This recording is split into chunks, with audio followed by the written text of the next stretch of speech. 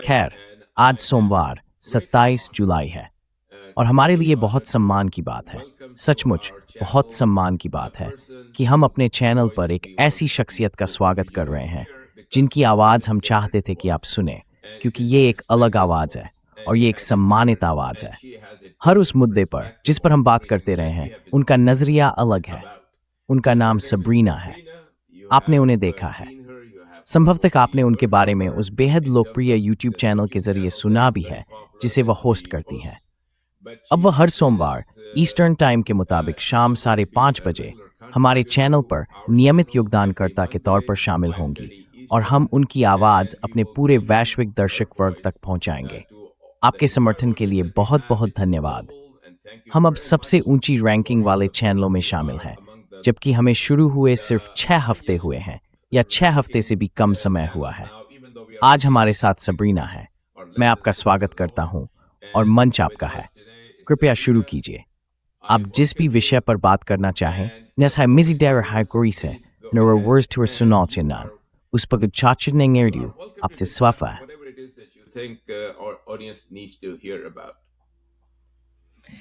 So the big thing that's happening right now in terms of तो अभी Iran के मामले में जो बड़ी बात हो रही है वह यह है कि अब ऐसा लग रहा है कि मामला बिल्कुल नए स्तर तक बढ़ गया है और इसकी वजह है कि यूक्रेन इसमें शामिल हो गया है। मुझे नहीं पता कि सबने सुना है या नहीं, लेकिन जेलेंस्की ने पुष्टि की है कि यूक्रेन ने कैस्पियन सागर में एक ईरानी जहाज पर हमला किया था। यह साफ तौर पर सीधा उल्लंघन है। जेलेंस्की कई इंटरव्यू दे रहे हैं। उन्होंने हाल ही में लॉरा लूमर के साथ एक इंटरव्यू किया, जो अमेरिका में तथाकथित इन्फ्लुएंसर हैं। ट्रंप प्रशासन के भीतर काफ़ी गहराई से जुड़ी हुई हैं।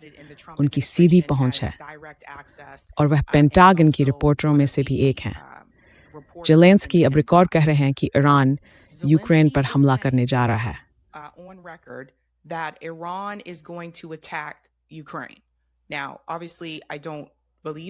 अब जाहिर है मैं इस पर विश्वास नहीं करता, लेकिन मेरी राय में ये चीज़ों को तीसरे विश्व युद्ध की दिशा में धकेल रहा है।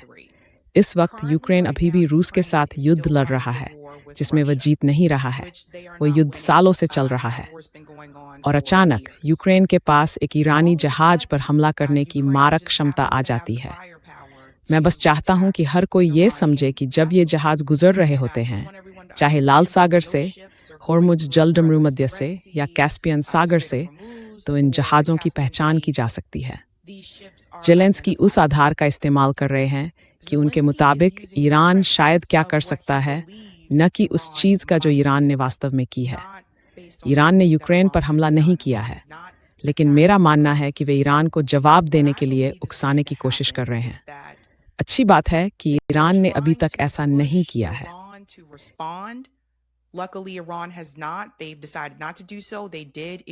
उन्होंने ऐसा न करने का फैसला किया है। उन्होंने एक बयान ज़रूर जारी किया जिसमें कहा गया कि यह सीधा उल्लंघन है और जाहिर है हम इसे बहुत गंभीरता से लेते हैं। ऐसा दोबारा मत कीजिए।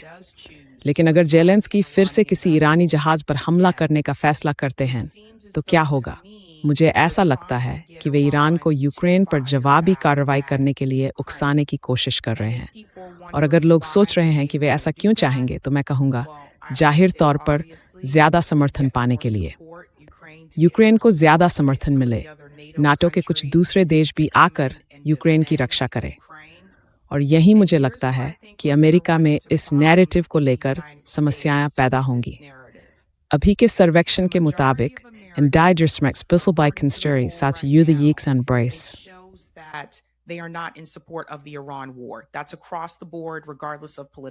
ये बात हर तरफ लागू होती है, राजनीतिक पार्टी चाहे कोई भी हो।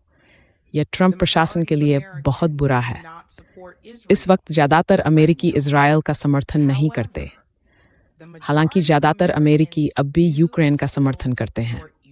और अगर जेलेंस्की दबाव बनाना जारी रखते हैं या किसी दूसरे ईरानी जहाज पर हमला करने की कोशिश करते हैं और ईरान जवाब देता है, जिसकी मुझे उम्मीद है कि वह नहीं देगा, लेकिन अगर वह जवाब देता है तो मुझे सच में लगता है कि ट्रंप प्रशासन शायद इसी रास्ते से अमेरिकियों को इस युद्ध के समर्थन में बाहर आने के लिए तैयार करने की कोशिश करे।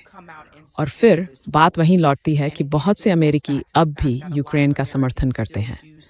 उनमें से बहुतों ने इसका दूसरा पक्ष नहीं सुना है, रूस का पक्ष।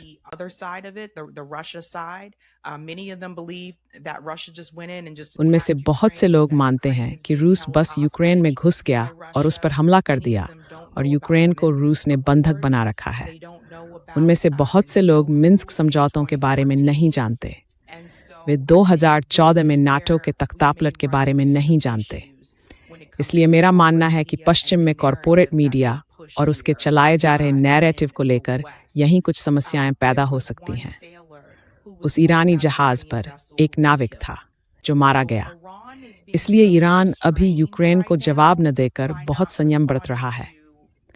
लेकिन जेलेंस्की अभी इंटरव्यू दे रहे हैं और लोगों से कह रहे हैं कि ईरान यूक्रेन पर हमला करने जा रहा है और उत्तर कोरिया भी यूक्रेन पर हमला करने जा रहा है। और यही वजह है कि हम में से बहुत से लोग पूछ रहे हैं, क्या ये तीसरे विश्व युद्ध तक बढ़ने वाला है?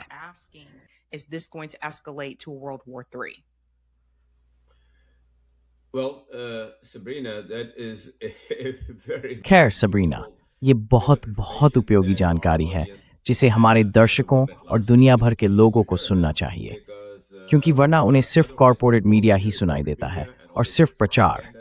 उन्हें बस वही सुनाई देता है जो कुलीनतंत्र चाहता है कि हर कोई जाने। इसी वजह से हमने ये चैनल बनाया और इसी वजह से हमने आपको यहाँ बुलाया। ये बेहद महत्वपूर्ण खबर है जिस पर हमने पहले चर्चा नहीं की थी और मुझे बहुत खुशी है कि आपने इसे कवर किया। और शो शुरू होने से ठीक पहले मैंने आपसे इस बात पर चर्चा की थी कि हमें तेहरान के भीतर के लोगों से ये सुनने का सौभाग्य मिला कि मौजूदा सर्वोच्च नेता ने फतवा नहीं लिया है क्योंकि उन्हें उसकी ज़रूरत नहीं है, बल्कि शिया धर्म के एक बेहद सम्मानित नेता, एक प्रतिष्ठित धार्मिक व्यक्तित्व से सहमति प्राप्त की है कि उन्हें अपने पिता के फतवे का सम्मान करके पालनी जरूरी नहीं है। वह फतवा परमाणु हथियार विकसित ना करने का।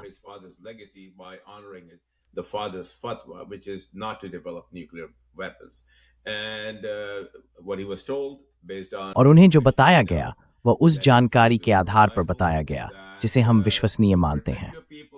बात यह थी कि अपने लोगों की रक्षा करने के लिए, उन लोगों की जान बचाने के लिए जिनकी जिंदगी आपके हाथों में सौंपी गई है, आप वास्तव में आगे बढ़कर परमाणु हथियार विकसित कर सकते हैं। और भगवान न करे अगर बात हद तक पहुंच जाए तो आप उनका इस्तेमाल भी कर सकते हैं। अब उन्होंने ये नहीं कहा है कि वे किसी परमाणु हथियार का इस्तेमाल करने जा रहे हैं, बल्कि उन्होंने इस मुद्दे पर बहुत बहुत सोच समझकर स्पष्टता बनाए रखी है। उनका कहना है कि अगर बात हद तक पहुंच जाए, अगर हमारे अस्तित्व को खतरा हुआ, तो हम जो भी करना जरूरी होगा वह करेंगे। तो इस चरण पर यूक्रेन का ईरान को उकसाना, जबकि ईरान साफ तौर पर अमेरिका के खिलाफ युद्ध जीत रहा है, मुझे समझ नहीं आता कि इसमें कोई तुक कैसे है।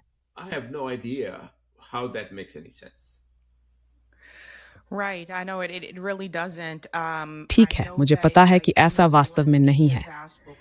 मुझे पता है कि जेलेंस्की ने पहले भी नाटो में शामिल होने का अनुरोध किया है। उस अनुरोध को स्वीकार नहीं किया गया। मुझे लगता है कि आखिरकार उनका लक्ष्य यही है, लेकिन मुझे ये भी लगता है कि शायद अमेरिकी सरकार का लक्ष्य भी यही हो। लेकिन आखिरकार अगर यूक्रेन पर हमला होता है तो मैं जर्मनी और ब्रिटेन जैसे दूसरे नाटो सहयोगियों को यूक्रेन की रक्षा करने या उसकी मदद करने के लिए इसमें शामिल होने का फैसला करते हुए देख सकता हूँ। मुझे ये भी लगता है कि लोगों को पता होना चाहिए कि जेलेंस्की यूक्रेनी सैनिकों को इजराइल भेज रहे हैं ताकि वे उनकी मदद कर सकें, माफ़ कीजिए, ईरान के खिलाफ लड़ने में उनकी मदद कर सकें। ये दिलचस्प है क्योंकि वास्तव में यूक्रेन में उनके पास उतने सैनिक नहीं हैं।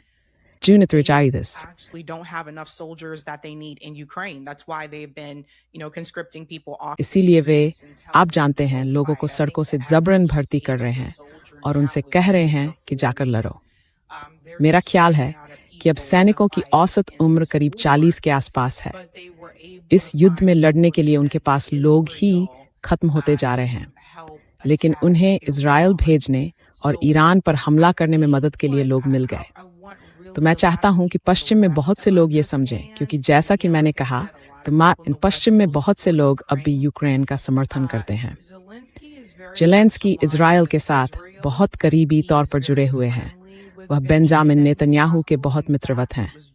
दरअसल सोमवार को ही खबर आई थी कि डोनाल्ड ट्रंप नेतन्याहू और जेलेंस्की के साथ एक बैठक करने वाले हैं।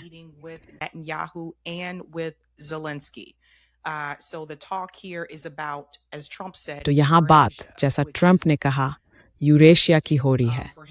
उनके लिए अचानक इस शब्द का इस्तेमाल करना दिलचस्प है, लेकिन माना जा रहा है कि चर्चा इसी बारे में होनी है। मुझे नेतन्याहू के यहाँ आने को लेकर बहुत चिंता है। वह मंगलवार को डीसी में व्हाइट हाउस में होंगे और जाहिर तौर पर वह न्यूयॉर्क में संयुक्त राष्ट्र भी जाएंगे। जो लोग नहीं जानते, उनके लिए बता दूं कि नेतन्याहू के न्यूयॉर्क आने के खिलाफ काफ़ी विरोध हुआ है। न्यूयॉर्क सिटी के नए मेयर जोरान ममदानी ने बहुत साफ कहा है कि अगर बेंजामिन नेतन्याहू न्यूयॉर्क आए तो वह उन्हें गिरफ्तार करना चाहते थे।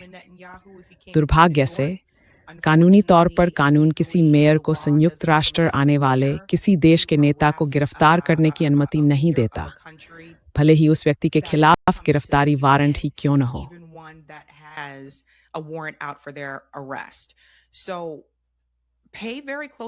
तो इस हफ्ते अमेरिका में आगे क्या होता है, उस पर बहुत ध्यान दीजिए, क्योंकि मुझे लगता है कि ये समय काफ़ी तनावपूर्ण होने वाला है। मैं कल्पना कर सकता हूँ कि जब वह डीसी आएंगे तो बहुत से प्रदर्शनकारी होंगे, और अगर वह संयुक्त राष्ट्र में बोलने की कोशिश करने के लिए न्यूयॉर्क भी जाते हैं, तब भी प्रदर्शन हो सकते हैं। नेतन्याहू ने कहा कि वे यहाँ ट्रंप को NDA 803E पर सहमत होने के लिए धन्यवाद देने भी आ रहे हैं। तो ये वही कानून है जो अभी-अभी कांग्रेस से होकर गुजरा है। यह हाउस में पारित हो गया। हाउस के ये प्रतिनिधि थॉमस मैसी और रोखन्ना इसके खिलाफ बहुत मुखर थे और लोगों को चेतावनी दे रहे थे, हम इस कानून को पारित नहीं कर सकते।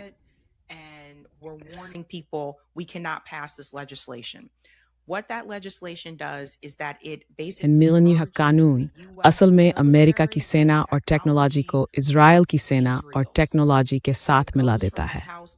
फिर यह हाउस से सीनेट में जाता है। सीनेट में उनके पास पहले से ही वोट हैं।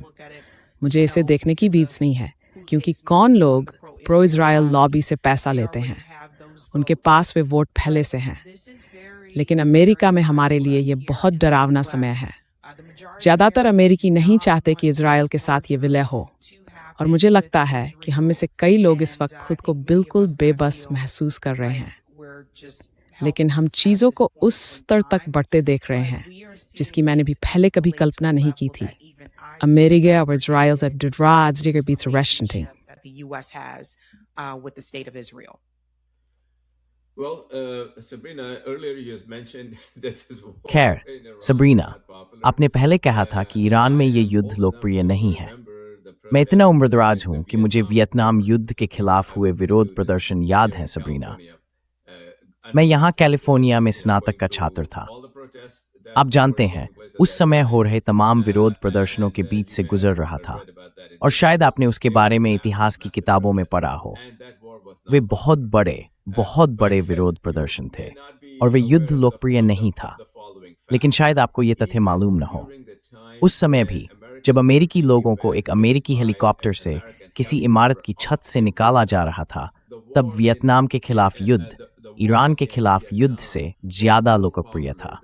इसका मतलब है कि ईरान का युद्ध वास्तव में उस दौर से भी कम लोकप्रिय है, जब अमेरिका वियतनाम में एक बेहद अलोकप्रिय युद्ध लड़ रहा था।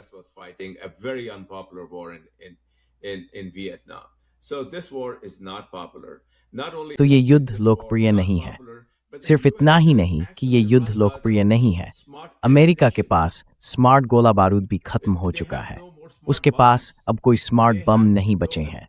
गाइडेड मिसाइलें बनाने की उसकी क्षमता भी नहीं है, क्योंकि उस स्तर की गाइडेंस के लिए जो रेयर अर्थ चाहिए वह चीन से आता है। और जाहिर है, चीन इस समय अमेरिका को वह देने में दिलचस्पी नहीं रखता। तो भले ही मध्यस्थता का चेहरा पाकिस्तान हो, लेकिन पाकिस्तान का सबसे बड़ा संरक्षक होने के नाते असली पत्ते चीन के हाथ में हैं। इसलिए ट्रंप मूल रूप से फंस गए हैं। वे अपनी ही बयानबाजी में फंस गए हैं। He is trapped with his own rhetoric. He's trapped with his own recklessness. वो अपनी ही लापरवाही के जाल में फंस गया है। उसके पास एक एमओयू था, वो बस उसे लागू कर सकता था। लेकिन जाहिर है, आप जानते हैं, वो जो वादे करता है उनमें से कुछ भी करने में सक्षम नहीं है, और इसलिए उसे कई अरब डॉलर और खर्च करने पड़े, कई हजार और लोगों को मारना पड़ा। अमेरिकी ठिकानों में जो कुछ बचा था उसे भी तबाह करना पड़ा, और अब वहां वास्तव में कुछ भी नहीं बचा है, और इस तनाव को बढ़ाना शुरू करना पड़ा। तो उम्मीद है कि अब ये तनाव बढ़ना खत्म हो गया है। उम्मीद है कि ट्रंप समझते हैं कि उनके लिए कोई रास्ता नहीं बचा है। लेकिन नेतन्याहू के यहाँ आने के साथ मेरा मतलब है, वो उम्मीद बहुत मजबूत आधारों पर टिकी हुई नहीं है।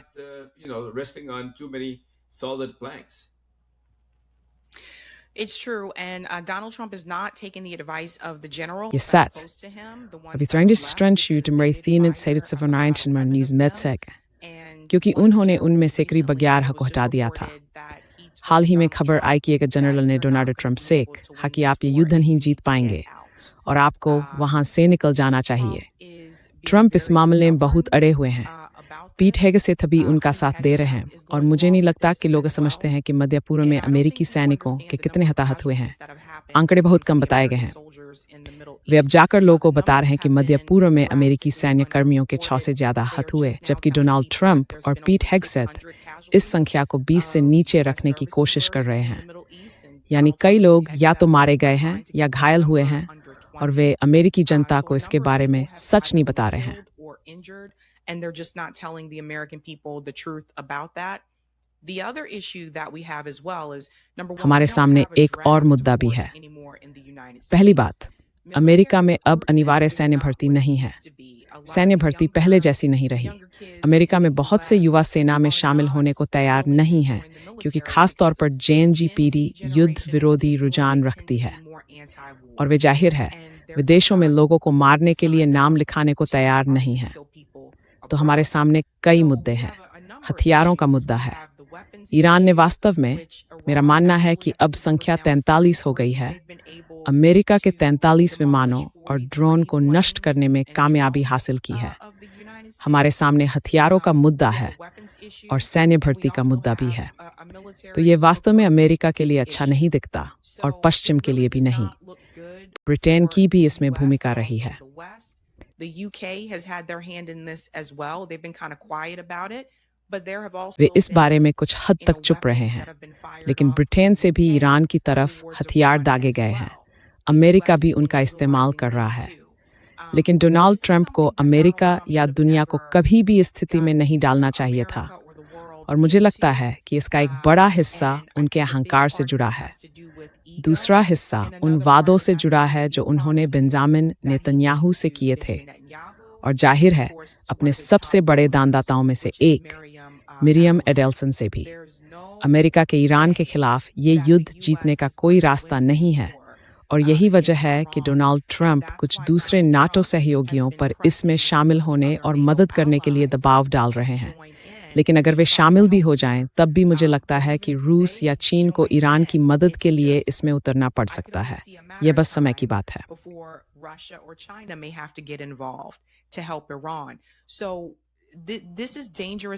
तो ये बहुत खतरनाक वक्त है, और बहुत खतरनाक इलाका भी। अमेरिका के लिए सबसे अच्छा यही होगा कि वह ईरान की शर्तें मान ले, क्योंकि जैसा आपने कहा, हमारे पास पत्ते नहीं हैं। ईरान की शर्तें मानिए, एक कदम पीछे हटिए और इस मामले से पूरी तरह निकल जाइए। हम एक ऐसे देश की बात कर रहे हैं जिसने अभी-अभी छोटी बच्चियों का पूरा स्कूल खो दिया, क्योंकि अमेरिका ने, और वह हमारा टॉमहॉक हथियार था, उस स्कूल पर पूरी तरह बमबारी कर दी। मेरा कहना है कि जब अमेरिका मनाव स्कूल पर बमबारी कर रहा है, और मैक्स ब्लूमेंथल की वहां जमीन से की गई रिपोर्टिंग के मुताबिक रिहायशी इमारतों पर भी बमबारी हो रही है, जिसमें इतने सारे नागरिक मारे जा रहे हैं, तो मैं कहूंगा कि ईरान ने वास्तव में कुछ हद तक संयम ही दिखाया है।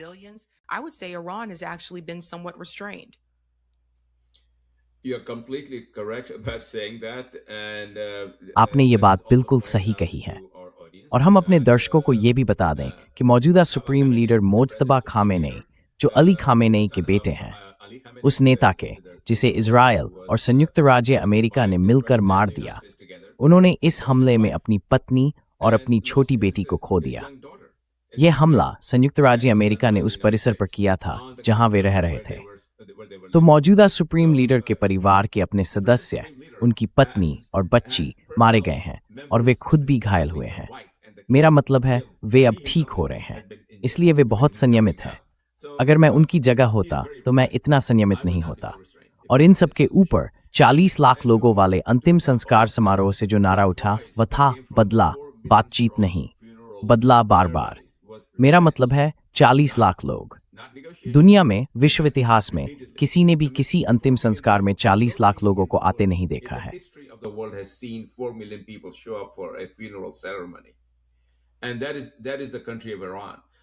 और वे देश है ईरान, इसलिए वे एकजुट हैं। उनका पक्का इरादा है कि वे अमेरिका को राहत लेने का मौका नहीं देंगे और फिर लौटकर उन पर दोबारा हमला नहीं करने देंगे। तो जमीनी स्थिति अभी, सबरीना, यह है ईरान पर हमला करने के लिए इस्तेमाल किए जा रहे अमेरिका के सभी ठिकाने। मेरा मतलब है, ये बहुत अहम बात है। इस वक्त सभी के सभी काम नहीं कर रहे हैं। अमेरिका उनका इस्तेमाल नहीं कर सकता। कोई रडार नहीं है। हमने पिछली बार जब हम अपने 2 अन्य सहयोगियों पेपे और लैरी के साथ इस चैनल पर आए थे, तब भी बताया था कि अमेरिका अंधा है, कोई रडार नहीं। इसलिए वे अपने पोसाइडन विमानों पर रडार उड़ाकर हवा में ले जा रहे थे। तो सैन्य तैयारी के लिहाज से अमेरिका की स्थिति यही है। इसलिए अगर अमेरिकी फिर से अंदर जाने की कोशिश करें तो मुझे बिल्कुल नहीं पता कि वे ये कैसे करेंगे। I have no clue how they're going to do that. I just really don't understand that. मैं बस सच में ये समझ नहीं पा रहा हूँ। शायद आप समझते हो, लेकिन मैं नहीं समझता। और अगर वे वापस जाते हैं तो वे तनाव बढ़ाएंगे। लेकिन असली तुरुप का पत्ता मुज्तबा खामेनी के हाथ में है। वे किसी भी मिनट परमाणु विकल्प अपना सकता है। परमाणु क्षेत्र में ईरान की क्षमता को कम करने की अमेरिका की क्षमता शून्य रही है। मेरा मतलब है, मैं इसे दोहराना चाहता हूँ, शून्य। सारी बमबारी से कुछ हासिल नहीं हुआ। वह यूरेनियम पहाड़ के इतने नीचे दबा हुआ है कि कितनी भी बमबारी हो उस पर असर नहीं पड़ेगा। ईरान ये सब तेजी से आगे बढ़ा रहा है।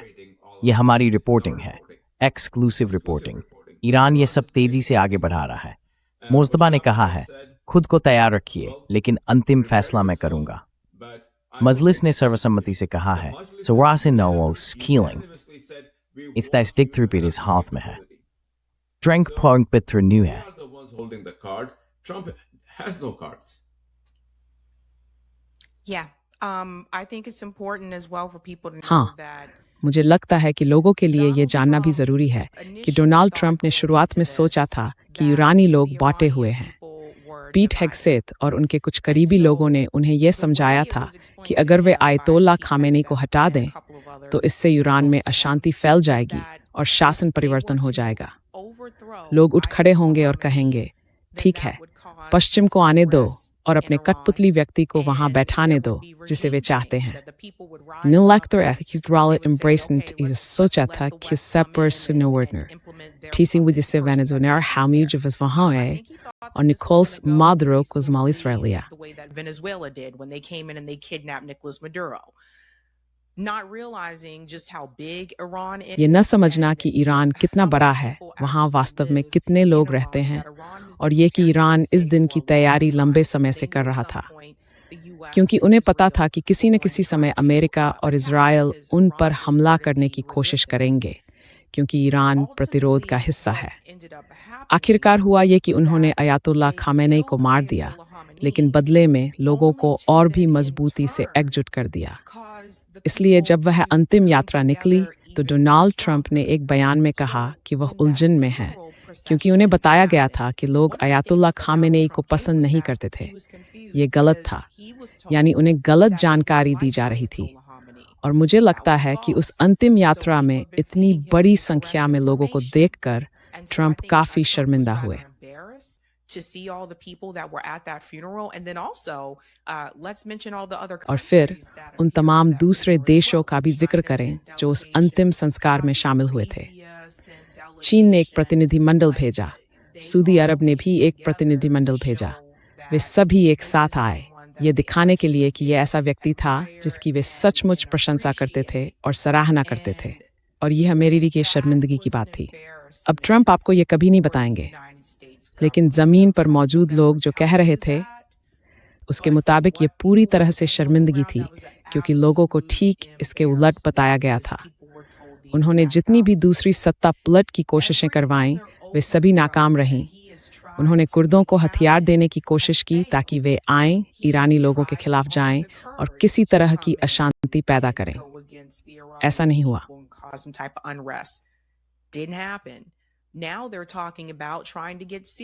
अब वे सीरियाइयों को हथियार देने और उन्हें अंदर भेजकर वही काम करवाने की कोशिश की बात कर रहे हैं, लेकिन ऐसा होता हुआ सच में नहीं दिख रहा है। कुछ भी उस तरह नहीं चल रहा जैसा उसे बताया गया था कि चलेगा, और अयातुल्ला खामेनेई की हत्या करके उन्होंने बुनियादी तौर पर उनके बेटे के लिए रास्ता साफ कर दिया। और उनका बेटा अयातुल्ला खामेनेई जितना संयमित नहीं है, तो मूल रूप से अमेरिकी सरकार के लिए बेहतर होता कि अयातुल्ला खामेनेई वहीं बने रहते, क्योंकि जैसा मैंने कहा वे थोड़े ज्यादा संयमित थे। वे कुछ हद तक ज्यादा तैयार रहते थे कि ठीक है, देखते हैं, उनकी बात सुनते हैं और देखते हैं कि वे क्या कहते हैं। उनका बेटा एक अलग पीढ़ी से है और वो अपने पिता जितना संयमित नहीं है।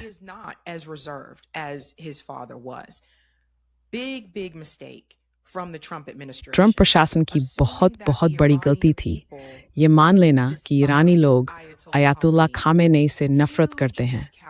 ये बहुत बड़ी गलत गणना थी और अब इससे वापस लौटने का कोई रास्ता नहीं है। यही वजह है कि अभी भी ज्यादातर अमेरिकी इसके खिलाफ हैं। और मुझे याद है जब यहाँ पश्चिमी कॉरपोरेट मीडिया में अंतिम यात्रा का जुलूस दिखाया जा रहा था, तो टिप्पणीकार सड़कों पर निकले लोगों की संख्या देखकर बेहद हैरान थे। उन्हें यकीन ही नहीं हो रहा था, क्योंकि वे ईरान के बारे में फैलाई गई झूठी बातों को सुनते रहे हैं। तो डोनाल्ड ट्रंप ऐसी स्थिति में हैं जिसमें उनकी जीत का कोई रास्ता नहीं है। इससे निकलने का उनके पास एक ही तरीका है, इस युद्ध से हट जाना और बस इतना कहना कि अब बहुत हुआ, हम आगे कुछ नहीं करने जा रहे हैं।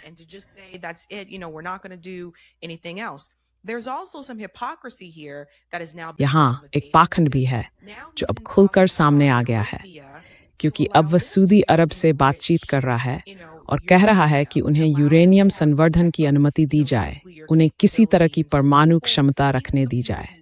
इसलिए लोग, यहाँ तक कि कुछ लोग जिन्होंने डोनाल्ड ट्रंप को वोट दिया था, वे भी इस पाखंड को देख रहे हैं। वे कह रहे हैं, लेकिन मुझे लगा था कि आपने कहा था कि ईरान के पास परमाणु हथियार नहीं हो सकता, मगर अब आप कह रहे हैं कि सऊदी अरब के पास होना ठीक है। मेरा मतलब है, लोग अब उन झूठों को समझने लगे हैं जो डोनाल्ड ट्रंप उन्हें बताते रहे हैं, और इससे मुझे लाल सागर की बात याद आती है। सऊदी अरब का यह हफ्ता अच्छा नहीं रहा है। अंसार अल्लाह ने हमले किए हैं। उन्होंने सऊदी अरब के 2 जहाज़ों को निशाना बनाया है, और उससे भी ज्यादा अहम रिफाइनरी हास्को ये बहुत छोड़ता है।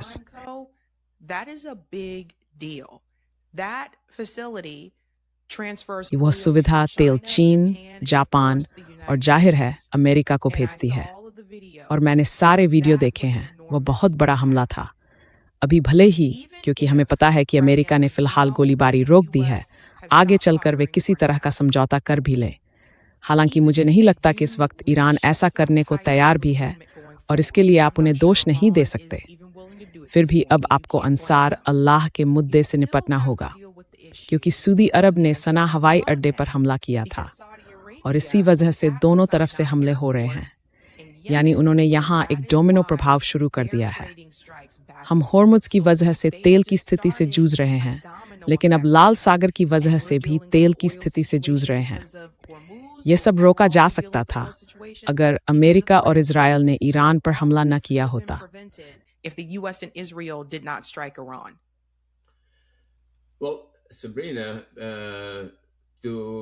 खैर सबरीना, ताकि हमारे दर्शक इस आपदा की विशालता को सचमुच समझ सकें, ये सब होने से पहले होर्मुज जलडमरू मध्य खुला हुआ था। जहाज, आप जानते हैं, बिना किसी परेशानी के इधर उधर आ जा रहे थे। तेल आ जा रहा था, उर्वरक की आपूर्ति हो रही थी, हीलियम आ रही थी, जो चिपों, आईसी चिपों के निर्माण के लिए बेहद बेहद जरूरी है। और अब ये सब रुक गया है, पूरी तरह रुक गया है। कुछ भी नहीं आ जा रहा। ट्रंप ने पता नहीं कितने सैकड़ों अरब डॉलर खर्च करके हजारों हजार लोगों को मारकर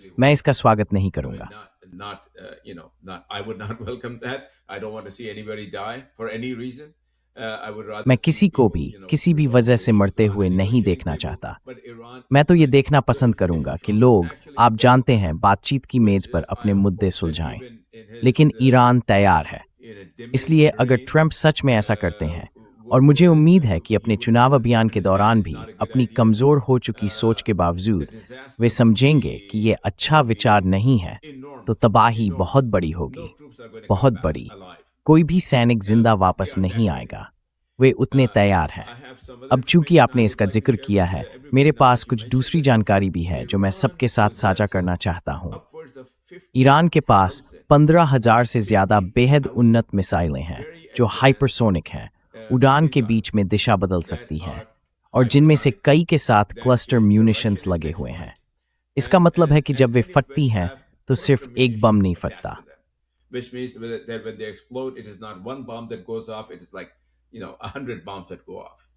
And Iran ये has ऐसा not है, even used आप some जानते of हैं, those जैसे 100 yet. बम फट Maybe जाएं। has used some, but और not ईरान ने not अभी very तक उनमें much. से कुछ का So, इस्तेमाल भी नहीं किया what do है। you think that मेरा the मतलब United है States with कुछ this, का किया है, लेकिन बहुत बहुत कम। fleets of, तो आपको क्यों लगता है aircraft कि carriers संयुक्त is not राज्य trying अमेरिका to ने अपने try to विमानवाहक cross the पोतों Strait के of इन Hormuz? बेड़ों के Because साथ the होर्मुज admirals जलमरुमद को know, पार करने की कोशिश नहीं की admirals है? know that if they क्योंकि go एडमिरल there, जानते हैं, it's going to be admiral humiliating. जानते हैं कि So अगर वे वहां गए तो you ये are अपमानजनक absolutely होगा। correct. इसलिए आप बिल्कुल Iran सही हैं। is ईरान not वेनेजुएला नहीं है, Venezuela. Iran Iran is Iraq not नहीं है। Iraq. ईरान की Iran आबादी has 9 90 करोड़ है। million people. सभ्यता को मिटा देने की ट्रंप की भद्दी Trump's बात का मतलब vulgar होगा talk कि of ट्रंप को ईरान पर eliminating एक नहीं civilization बल्कि शायद would 100 require परमाणु बम Trump to विस्फोट करने detonate पड़ेंगे। not one nuclear bomb, but maybe 100 nuclear bombs on Iran. And I do not believe that China or Russia और मुझे नहीं is लगता standing by कि जब while the संयुक्त United राज्य States अमेरिका is इस तरह engaged के in that kind of अत्याचार में लगा हो तो So, चीन या रूस in चुपचाप खड़े reality, रहेंगे। my assessment वास्तव में and that मेरा of my आकलन colleagues और here यहाँ मेरे and सहयोगियों का your आकलन, my colleague और अब John आप and भी मेरे others, सहयोगी your हैं, assessment, इसलिए मैं we आपका have आकलन no भी जानना चाहूंगा, options other ये than है to कि उसके पास जीत declare की victory घोषणा and leave. करके वहां से निकल जाने के अलावा And that's कोई what विकल्प I'm नहीं doing. है। और मुझे बताया गया है कि ईरान और संयुक्त राज्य अमेरिका के बीच पाकिस्तान के जरिए संदेश इधर-उधर भेजे जा रहे हैं। शायद ऐसा ही हो जब तक कि नेतन्याहू उसे बहुत बहुत मूर्खतापूर्ण काम करने के लिए न मना लें। आप क्या सोचते हैं? Gets him to do something very, very stupid. What do you think? Yeah, you're right. I mean, the best thing that he could do is just हाँ, say, आप "We सही कह रहे हैं। won, haha, we'll मेरा just मतलब walk है away." वो सबसे अच्छा I यही don't कर think सकता a है lot कि of बस people कहे believe हम that जीत now गए, because हाँ people have हाँ, been watching more चलो अब independent निकलते media हैं। that they know the US hasn't मुझे नहीं won. लगता They're कि अब seeing the बहुत से लोग videos इस बात just पर like यकीन I'm seeing करेंगे them as क्योंकि well. लोग ज्यादा The स्वतंत्र type मीडिया of देख रहे हैं। weapon उन्हें पता है कि capability अमेरिका नहीं that जीता है। Iran way has. वीडियो देख रहे हैं, But जैसे he मैं भी देख रहा हूँ dug a कि hole ईरान for के पास himself. किस तरह की हथियार क्षमता है, The other लेकिन उसने problem सच that में you अपने run लिए into मुश्किल खड़ी is कर ली है। we mentioned the दूसरी ground समस्या troops, जिसका सामना होता even है, by हमने air. ज़मीनी सैनिकों का The जिक्र किया था, US वही ये है government कि has हवा shown से भी that अमेरिकी they can सरकार ने defeat दिखा दिया Iran है by कि वे air ईरान को because हरा नहीं the सकते। number of times that Iran ने जितनी these bar in drones drone and और these इन विमानों को, planes have in been, these लड़ाकू fighter विमानों jets को have मार been गिराया shot है, down by इस तरफ से Iran, स्क्रीमिंग उस तरीके से उन्हें there's हराने no की कोई way समझौता of girlfriend, trying to beat तो them उन्हें that पता कि way. So हथियार, they बहुत सारा know यूरेनियम that और बाकी सब the कुछ weapon, a जमीन lot के of the बहुत गहरे अंदर uranium and मौजूद है everything और is वे वहां तक deeply पहुंच नहीं सकते। embedded into the ground and they can't get down there. And that's not something that they want to admit to the और American ये ऐसी people. बात They don't नहीं है want जो वे to अमेरिकी लोगों के tell सामने them, have a स्वीकार press करना conference चाहते and हैं। say, we way actually press didn't do conference करके anything. The उनसे ये weapons नहीं all कहना went चाहते down to कि the ground and असल में हम कुछ you नहीं know, कर सकते, it's हथियार जमीन के बहुत नीचे he's हैं। trying to save face at this point in और आप time. जानते हैं इस वक्त वह अपनी However, इज्जत बचाने की कोशिश कर रहे हैं, it makes me wonder लेकिन इससे मेरे because मन में we're सवाल getting उठता है closer to क्योंकि the हम नवंबर में midterms होने here, वाले मिड टर्म that's चुनावों के happening करीब this पहुंच रहे हैं November. And then और before फिर you know it, I can't पता भी नहीं believe it, चलेगा, before you know it, it's gonna मुझे be यकीन नहीं 2028. होता, पता भी नहीं चलेगा और साल 2002 ओट आ जाएगा और फिर एक और राष्ट्रपति चुनाव का समय होगा। लोगों को काफी हद तक पता है कि इस तरह के युद्ध समर्थक संदेश के साथ चुनाव लड़ना अब अमेरिका में लोकप्रिय नहीं है और एक वजह है कि ट्रंप से पहले के दूसरे राष्ट्रपतियों ने ईरान पर हमला नहीं किया। इसका मतलब यह नहीं कि उन्होंने इसके बारे में सोचा नहीं था या बात नहीं की थी। Naven du danst toint ge heftes, Puritz is doing new TED toint. They knew it would be a total like failure. This is starting to spark different conversations इससे इस बात पर अलग अलग चर्चाएं शुरू हो रही हैं कि अमेरिकी वास्तव में चाहते क्या हैं, और हम सभी 2024 के राष्ट्रपति चुनाव को इसका एक बेहतरीन उदाहरण मान सकते हैं। बहुत से लोगों ने कमला हैरिस को वोट नहीं दिया क्योंकि उन्होंने कहा था कि वह इज़राइल को हथियार देना नहीं रोकेंगी। ये एक वास्तविक बात है। तो 2028 की ओर बढ़ते हुए जो भी नियो कंजर्वेटिव जैसी बातें करेगा, वे लोगों के लिए डील ब्रेकर होगा। अब इसी बात पर ट्रंप ने कहा था कि वह इन युद्धों को खत्म करेंगे, और कुछ लोगों ने उन्हें इसी वजह से वोट दिया क्योंकि उन्होंने कहा था कि वह गाजा में नरसंहार को खत्म करेंगे। उन्होंने इसे नरसंहार नहीं कहा था, लेकिन कहा था कि वह इसे रोकेंगे। ऐसा नहीं हो रहा है। इज़राइल अब भी गाजा में फिलिस्तीनियों को मार रहा है। That's not happening. Israel is still killing Palestinians in Gaza. There's also a lot of violent settler activity. पश्चिमी तट में इस वक्त हिंसक बसने वालों की गतिविधियां भी बहुत हो रही हैं। तो नहीं, वह बस फिलिस्तीनी लोगों को एक और पिंजरे में डालने की कोशिश कर रहा है। वह गाजा के ठीक बाहर एक अमेरिकी सैन्य अड्डा बनाने की भी कोशिश कर रहा है ताकि वहां गश्त की जा सके और फिलिस्तीनियों पर कब्जा जारी रखा जा सके। तो डोनाल्ड ट्रंप ने अब तक मूल रूप से उन बहुत से वादों से पलटी मार ली है जिनके आधार पर उन्होंने 2024 में चुनाव लड़ा था। इससे यह सवाल उठता है कि आगे क्या होगा। अभी तक ऐसा लग रहा है कि 2028 में पद के लिए जेडी वेंस या मार्को रूबियो या शायद दोनों चुनाव लड़ेंगे। रिपब्लिकन पक्ष में जेडी वेंस काफी हद तक पीटर थील की कठपुतली हैं। उन्हें उसी ने बनाया है।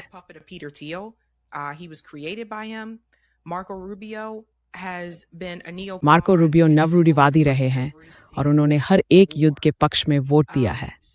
इसलिए आगे का समय दिलचस्प होने वाला है, और मेरा मानना है कि डेमोक्रेट्स को किसी ऐसे व्यक्ति की जरूरत होगी जो पूरी तरह युद्ध विरोधी हो, वरना ये किसी ऐसे व्यक्ति के लिए मौका हो सकता है जो निर्दलीय या तीसरे दल के उम्मीदवार के तौर पर उतरे, जिसकी पहचान पहले से हो, जो इन युद्धों के विरोध के लिए जाना जाता हो और जो सच में लोगों तक पहुंच बना सके।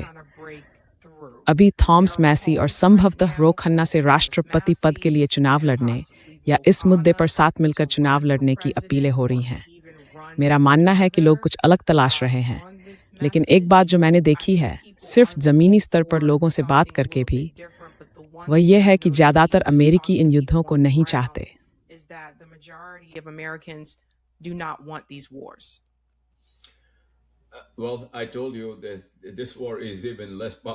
खैर, मैंने आपसे कहा था कि ये युद्ध वियतनाम युद्ध से भी कम लोकप्रिय है, जब अमेरिकियों को छत से निकाला जा रहा था, सबरीना, और मैंने वह दृश्य वास्तव में देखा था। मैं उन दिनों को एक छात्र के तौर पर याद करता हूँ, इसलिए मैं कल्पना भी नहीं कर सकता कि ये युद्ध किसी के बीच लोकप्रिय होगा। सबरीना, मैं इस पर एक साहसिक अनुमान लगाऊंगा। इसे समेटने से पहले मैं आपकी आखिरी टिप्पणी चाहता हूँ। अब तक जो कुछ हमने देखा है और जिस पर हमें भी चर्चा भी की है, उसके आधार पर ट्रंप बहुत शोर मचा सकते हैं, बहुत तीखी बयानबाजी कर सकते हैं, लेकिन ये युद्ध ऐसे खत्म नहीं होगा कि अमेरिका किसी भी तरह विजेता बनकर उभरे।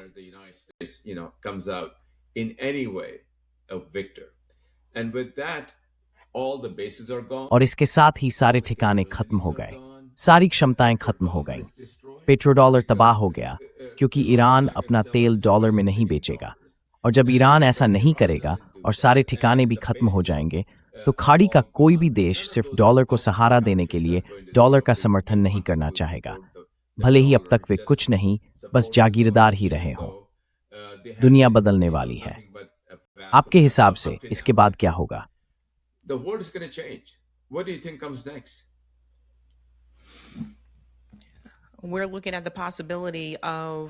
हम एक वैश्विक आपदा की संभावना देख रहे हैं। इस समय अमेरिका में किसान दबाव महसूस कर रहे हैं क्योंकि वे अपनी फसल उगाने के लिए उर्वरक पर निर्भर हैं, और उर्वरक का एक बड़ा हिस्सा कच्चे तेल यानी उस तेल के कुछ उत्पादों से बनता है, इसलिए इसका असर हर किसी पर पड़ता है। ये सिर्फ गैस स्टेशन पर बढ़ी हुई कीमतों की बात नहीं है ना?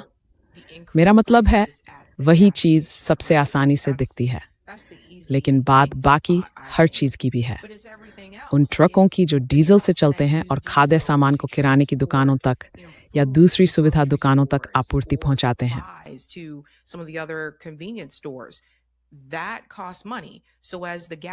उसमें पैसा लगता है, इसलिए जैसे जैसे पेट्रोल की कीमत बढ़ती जा रही है वैसे वैसे सामान की लागत भी बढ़ रही है। तो ये एक बड़ी समस्या है। हाल ही में ये भी रिपोर्ट हुआ कि साल 2026 में अमेरिकी डॉलर की क्रय शक्ति अब सिर्फ 30% रह गई है। तो ये हम अमेरिका के एक ढलते हुए साम्राज्य को देख रहे हैं, और कोई भी साम्राज्य हमेशा साम्राज्य नहीं बना रहता। आखिरकार हर कोई गिरता है, और दुर्भाग्य से हमारी सरकार ने अमेरिकी लोगों का ख्याल रखने के बजाय युद्धों में ज्यादा पैसा लगाने का फैसला किया, और हम आज यहाँ इसी वजह से पहुंचे हैं।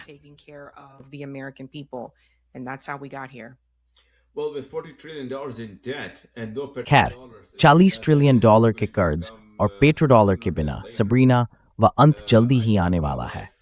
मैंने अपने जीवन के शुरुआती दौर में वित्तीय क्षेत्र में काम किया था, और दुर्भाग्य से उस ढांचे को विकसित करने में भी भूमिका निभाई थी जो पेट्रोडॉलर को सहारा देता था। इसका मुझे अफसोस है, और इस समय मुझे उस पर गर्व नहीं है, लेकिन वो पूरा ढांचा अभी हमारी आंखों के सामने बिखर रहा है। हमने ये चैनल शुरू करने का एक कारण यही था कि हम अपने दर्शकों तक इस तरह की खबरें, इस तरह का जानकार और बुद्धिमत्तापूर्ण विश्लेषण पहुंचा सकें जो आपको कॉरपोरेट मीडिया में नहीं मिलेगा, क्योंकि कॉरपोरेट मीडिया कॉरपोरेट हितों के प्रति जवाबदेह होता है।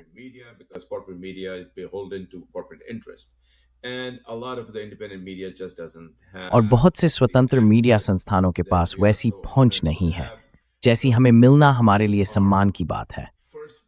तो सबरीना के साथ ये हमारा पहला प्रसारण है, और उम्मीद है कि आगे ऐसे कई और होंगे।